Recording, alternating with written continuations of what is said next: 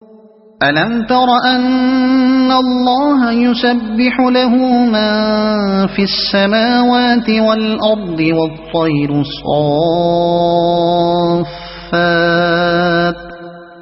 كُلٌّ قَدْ عَلِمَ صَلَاتَهُ وَتَسْبِيحَهُ وَاللَّهُ عَلِيمٌ بِمَا يَفْعَلُونَ۔ کیا تم دیکھتے نہیں ہو کہ اللہ کی تسبیح کر رہے ہیں وہ سب جو آسمانوں اور زمین میں ہیں، اور وہ پرندے جو پر پھیلائے اڑ رہے ہیں، ہر ایک اپنی نماز اور تسبیح کا طریقہ جانتا ہے، اور یہ سب جو کچھ کرتے ہیں اللہ اس سے باخبر رہتا ہے۔ کیا تم اوپر ذکر آ چکا ہے کہ اللہ ساری کائنات کا نور ہے، مگر اس نور کے ادراک کی توفیق صرف صالح اہل ایمان ہی کو نصیب ہوتی ہے۔ باقی سب لوگ اس نور کامل و شامل کے محیط ہوتے ہوئے بھی اندھوں کی طرح تاریکی میں بھٹکتے رہتے ہیں۔ اب اس نور کی طرف رہنمائی کرنے والے بے شمار نشانات میں سے صرف چند کو بطور نمونہ پیش کیا جا رہا ہے کہ دل کی آنکھیں کھول کر کوئی انہیں دیکھے تو ہر وقت ہر طرف اللہ کو کام کرتے دیکھ سکتا ہے، مگر جو دل کے اندھے ہیں وہ اپنے سر کے دیدے پھاڑ پھاڑ کر بھی دیکھتے ہیں تو انہیں بایولوجی اور زولوجی اور طرح طرح کی دوسری لوجیاں تو اچھی خاصی کام کرتی نظر آتی ہیں، مگر اللہ کہیں کام کرتا نظر نہیں آتا۔ وَلِلَّهِ مُلْكُ السَّمَاوَاتِ وَالْأَرْضِ وَإِلَى اللَّهِ الْمَصِيرُ أَلَمْ تَرَ أَنَّ اللَّهَ يُزْجِي سَحَابًا ثُمَّ يُؤَلِّفُ بَيْنَهُ ثُمَّ يَجْعَلُهُ رُكَامًا فَتَرَى الْوَدْقَ يَخْرُجُ مِنْ خِلَالِهِ وَيُنَزِّلُ مِنَ السَّمَاءِ مِنْ جِبَالٍ فِيهَا مِنْ بَرَدٍ فَيُصِيبُ بِهِ مَنْ يَشَاءُ وَيَصْرِفُهُ عَنْ مَنْ يَشَاءُ يَكَادُ سَنَا بَرْقِهِ يَذْهَبُ بِالْأَبْصَارِ يُقَلِّبُ اللَّهُ اللَّيْلَ وَالنَّهَارَ إِنَّ فِي ذَلِكَ لَعِبْرَةً لِأُولِي الْأَبْصَارِ۔ آسمانوں اور زمین کی بادشاہی اللہ ہی کے لیے ہے، اور اسی کی طرف سب کو پلٹنا ہے۔ کیا تم دیکھتے نہیں ہو کہ اللہ بادل کو آہستہ آہستہ چلاتا ہے، پھر اس کے ٹکڑوں کو باہم جوڑتا ہے، پھر اسے سمیٹ کر ایک کثیف ابر بنا دیتا ہے، پھر تم دیکھتے ہو کہ اس کے خول میں سے بارش کے قطرے ٹپکتے چلے آتے ہیں، اور وہ آسمان سے ان پہاڑوں کی بدولت جو اس میں بلند ہیں اولے برساتا ہے، پھر جسے چاہتا ہے ان کا نقصان پہنچاتا ہے، اور جسے چاہتا ہے ان سے بچا لیتا ہے۔ اس کی بجلی کی چمک نگاہوں کو خیرہ کیے دیتی ہے، رات اور دن کا الٹ پھیر وہی کر رہا ہے۔ اس میں ایک سبق ہے آنکھوں والوں کے لیے جو اس میں بلند ہیں۔ اس سے مراد سردی سے جمے ہوئے بادل بھی ہو سکتے ہیں جنہیں مجازن آسمان کے پہاڑ کہا گیا ہو، اور زمین کے پہاڑ بھی ہو سکتے ہیں جو آسمان میں بلند ہیں، جن کی چوٹیوں پر جمی ہوئی برف کے اثر سے بسا اوقات ہوا اتنی سرد ہو جاتی ہے کہ بادلوں میں انجماد پیدا ہونے لگتا ہے اور اولوں کی شکل میں بارش ہونے لگتی ہے۔ وَاللَّهُ خَلَقَ كُلَّ دَابَّةٍ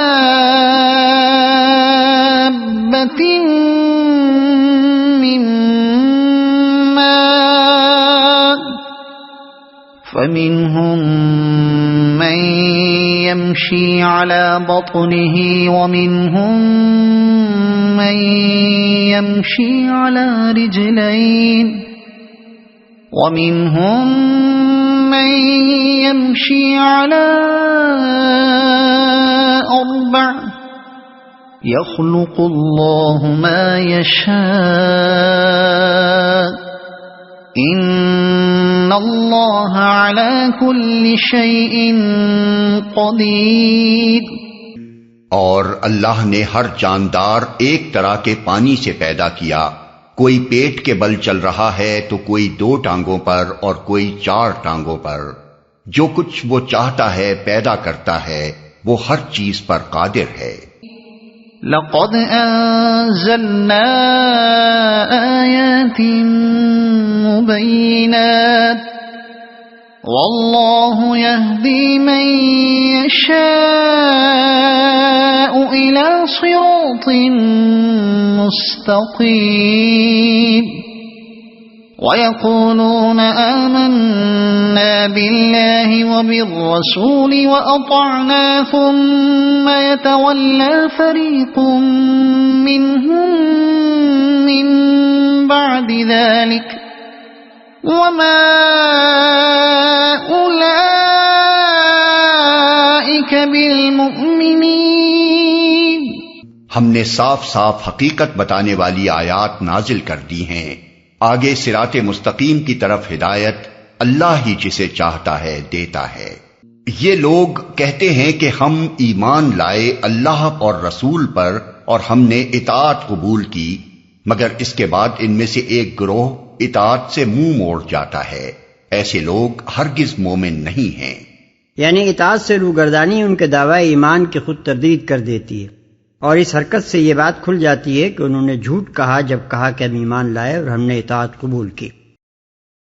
وَإِذَا دُعُوا إِلَى اللَّهِ وَرَسُولِهِ لِيَحْكُمَ بَيْنَهُمْ إِذَا فَرِيقٌ مِّنْهُمْ مُعْرِضُونَ. جب ان کو بلایا جاتا ہے اللہ اور رسول کی طرف تاکہ رسول ان کے آپس کے مقدمے کا فیصلہ کرے تو ان میں سے ایک فریق کترا جاتا ہے. آپس کے مقدمے کا فیصلہ کرے. یہ الفاظ صاف بتاتے ہیں کہ رسول کا فیصلہ اللہ کا فیصلہ ہے اور اس کا حکم اللہ کا حکم ہے. رسول کی طرف بلایا جانا صرف رسول ہی کی طرف بلایا جانا نہیں بلکہ اللہ اور رسول دونوں کی طرف بلایا جانا ہے. نیز اس آیت اور اوپر والی آیت سے یہ بات بلا کسی اشتباہ کے بالکل واضح ہو جاتی ہے کہ اللہ اور رسول کی اطاعت کے بغیر ایمان کا دعویٰ بالکل بے معنی ہے، اور اطاعت خدا اور رسول کا کوئی مطلب اس کے سوا نہیں ہے کہ مسلمان بحیثیت فرد اور بحیثیت قوم اس قانون کے آگے جھک جائیں جو اللہ اور اس کے رسول نے ان کو دیا ہے. یہ طرز عمل اگر وہ اختیار نہیں کرتے تو ان کا دعویٰ ایمان ایک منافقانہ دعویٰ ہے. ایک فریق کترا جاتا ہے.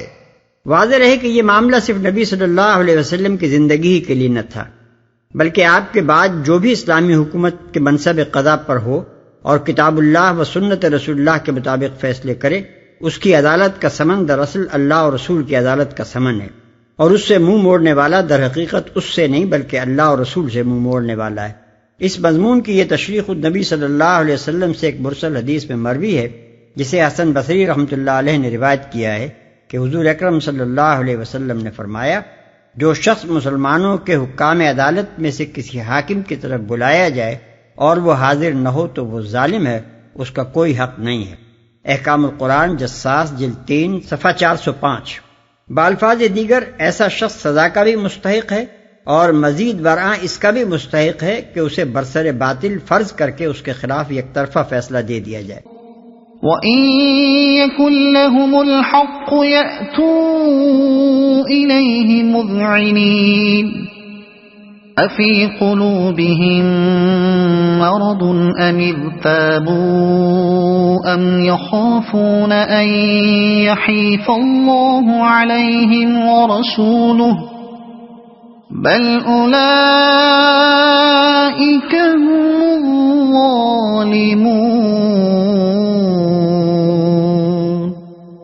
البتہ اگر حق ان کی موافقت میں ہو تو رسول کے پاس بڑے اطاعت کیش بن کر آ جاتے ہیں. کیا ان کے دلوں کو منافقت کا روگ لگا ہوا ہے یا یہ شک میں پڑے ہوئے ہیں یا ان کو یہ خوف ہے کہ اللہ اور اس کا رسول ان پر ظلم کرے گا؟ اصل بات یہ ہے کہ ظالم تو یہ لوگ خود ہیں، اطاعت کیش بن کر آ جاتے ہیں.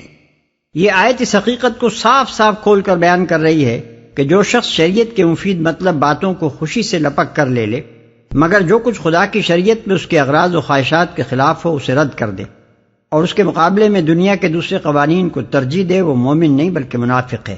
اس کا دعویٰ ایمان جھوٹا ہے کیونکہ وہ ایمان خدا اور رسول پر نہیں اپنے اغراض و خواہشات پر رکھتا ہے. اس رویے کے ساتھ خدا کی شریعت کے کسی جز کو اگر وہ مان بھی رہا ہے تو خدا کی نگاہ میں اس طرح کے ماننے کی کوئی قدر و قیمت نہیں. ظالم تو یہ لوگ خود ہیں۔ یعنی اس طرز عمل کی تین ہی وجہ ممکن ہیں۔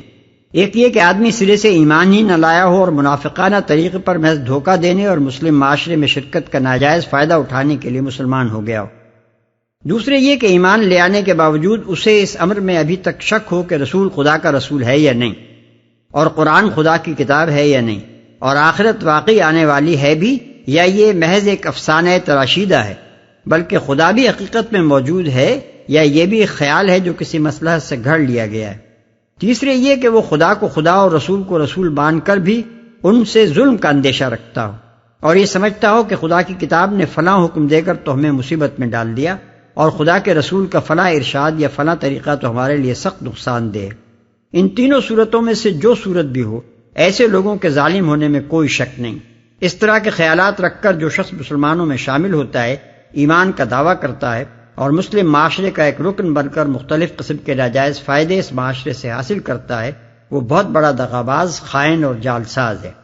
وہ اپنے نفس پر بھی ظلم کرتا ہے کہ اسے شب و روز کے جھوٹ سے ذلیل ترین خصائص کا پیکر بناتا چلا جاتا ہے، اور ان مسلمانوں پر بھی ظلم کرتا ہے جو اس کے ظاہری کلمہ شہادت پر اعتماد کر کے اسے اپنی ملت کا ایک جز مان لیتے ہیں، اور پھر اس کے ساتھ طرح طرح کے معاشرتی، تمدنی، سیاسی اور اخلاقی تعلقات قائم کر لیتے ہیں۔